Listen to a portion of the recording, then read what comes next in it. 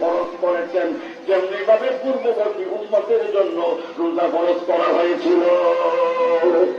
সুতরাং আল্লাহ পাক বলেছেন সারা বছর নয়, আইয়ামান মাদুদাত, গোনাগুনতি কয়েকটা দিন, হয় 29 আর না হয় 30, ঠিক কিনা?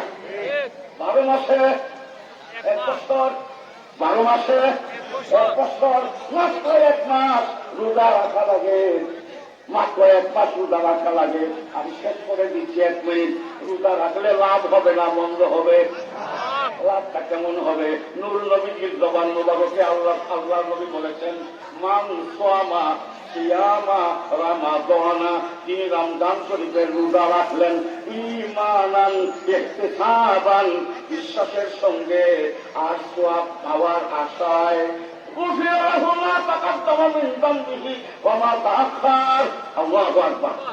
তার আগের আর পরের সমস্ত গুনাহ একটি রোজার বরকতে আল্লাহ মাফ করে দেন।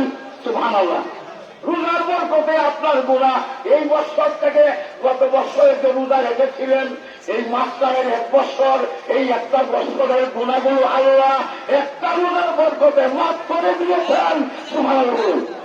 শুধু তাই নয়, এই কথাটি বলি আমি শেষ করছি।